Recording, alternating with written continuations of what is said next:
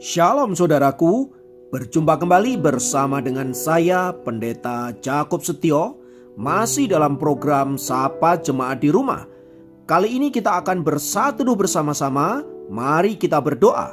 Bapa kami rindu, firman-Mu sungguh memberkati kami, dan biarlah melalui renungan firman itu, kami semakin dikuatkan, diteguhkan di dalam pengiringan kami akan Engkau.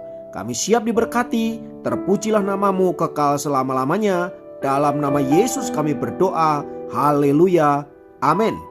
Firman Tuhan, kali ini saya ambil dari Filipi 3 ayat 13b sampai 14. Saya ulangi, Filipi 3 ayat 13b sampai 14 berkata, Aku melupakan apa yang telah ada di belakangku dan mengarahkan diri kepada apa yang di depanku, dan berlari-lari kepada tujuan untuk memperoleh hadiah, yaitu panggilan surgawi dari Allah dalam Kristus Yesus. Haleluya. Saudara-saudara, setiap kita pasti pernah mengalami apa yang namanya kegagalan. Entah itu gagal dalam rumah tangga, dalam bisnis dan usaha, dalam pekerjaan, dalam studi, bahkan di dalam pelayanan. Apa yang biasanya dirasakan oleh orang saat ia mengalami kegagalan? Kebanyakan orang memilih kecewa, memilih marah, memilih putus asa, dan memilih menyerah dengan keadaan. Itu pilihan. Tetapi beberapa orang yang lain memutuskan untuk apa? Bangkit, menjadikan kegagalan sebagai pelajaran untuk kemudian dia bisa meraih keberhasilan di kemudian hari. Saudara yang dikasihi Tuhan, kita memilih tinggal dalam kegagalan atau kita memilih bangkit dan melanjutkan perjalanan untuk meraih impian-impian dan keberhasilan di masa yang akan datang, itu semua tergantung dari keputusan kita. Kali ini kita akan belajar dari seorang yang pernah gagal dalam hidupnya, tetapi dia memilih bangkit dan kemudian menjadi luar biasa di kemudian hari. Ia adalah Markus, penulis kitab Injil Markus, Injil yang pertama yang dimiliki oleh orang-orang percaya. Ia bukanlah salah satu dari murid Yesus, melainkan kemenakan daripada Barnabas. Ketika masih muda, ia pernah ikut dalam perjalanan misi Paulus dan Barnabas menjadi tim mereka. Namun dalam perjalanan, entah karena alasan apa, tiba-tiba Markus meninggalkan mereka dan kembali ke Yerusalem. Paulus menganggap tindakan ini adalah tindakan yang tidak bertanggung jawab, meninggalkan pelayanan begitu saja dan tidak memberikan alasan apapun terhadap Paulus.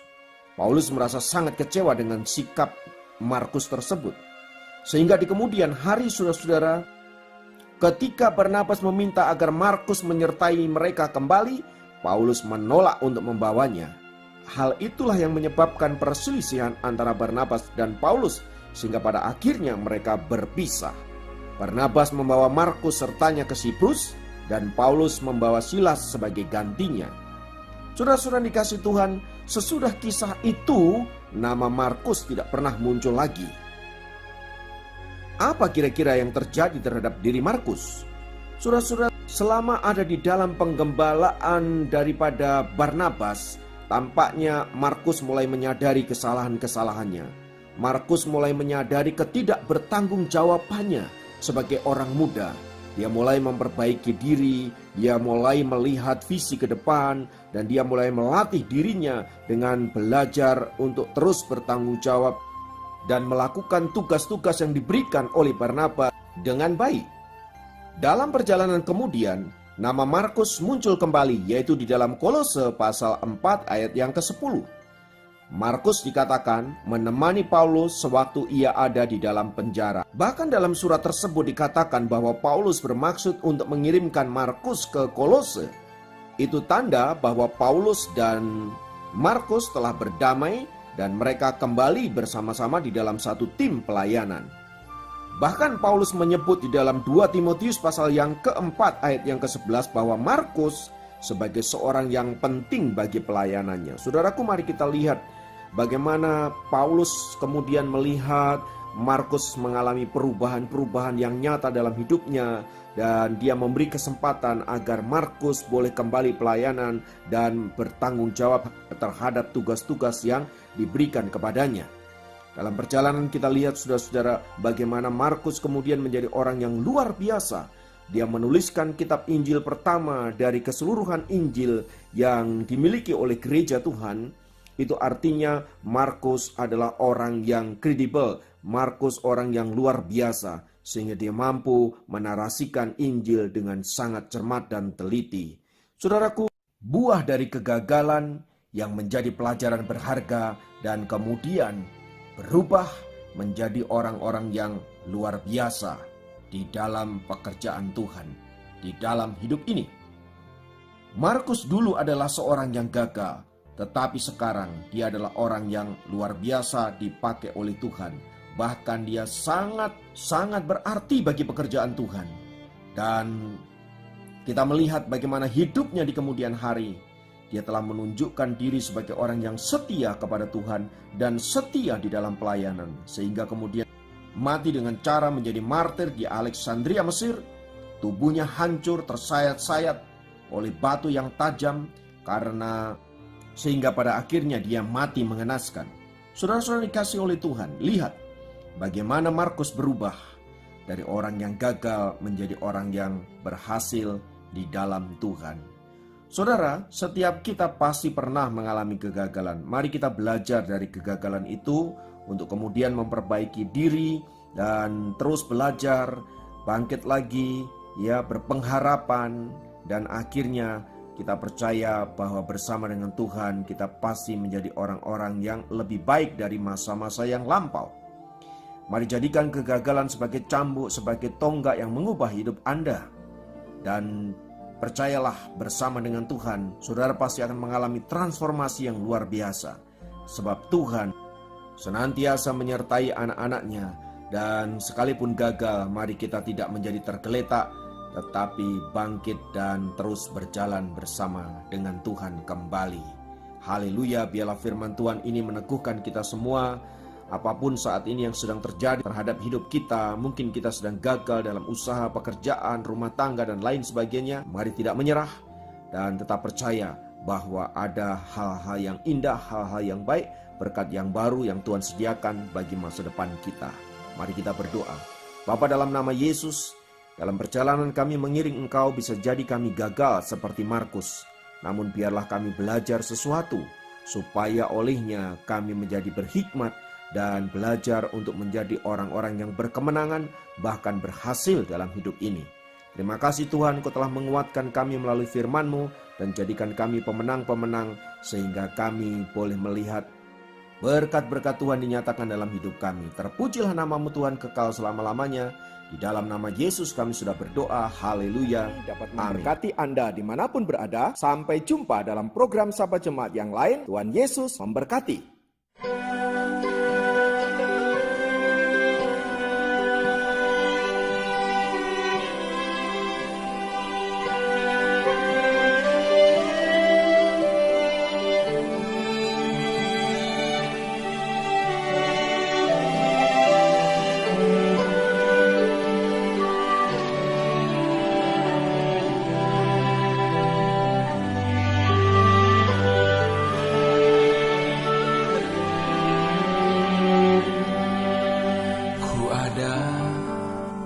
Sebagaimana ku ada,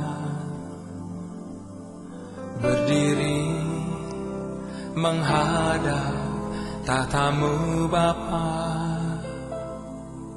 semua karena anugerah-Mu yang telah selamatkanku. Ku hidup dalam segala kelimpahan, ku layak untuk melayani Tuhan. Semua karena anugerah-Mu tercurah bagiku. Besar anugerah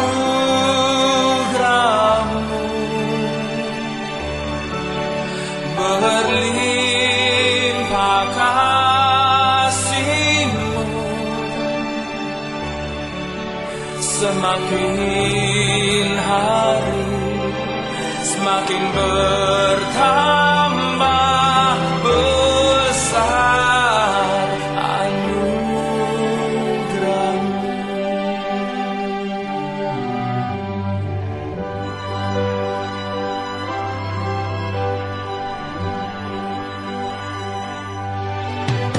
Ku hidup dalam segala kelimpahan, ku layak untuk melayani Tuhan. Semua karena anugerah-Mu tercurah bagiku. Besar anugerah-Mu,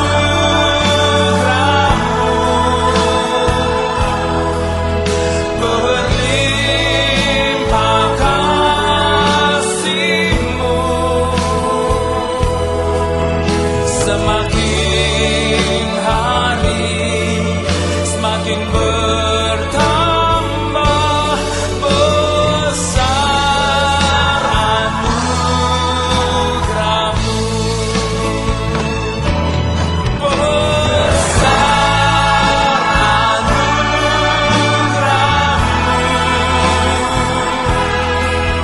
berlimpah kasih-Mu. Semakin hari semakin bertambah besar anugerah-Mu.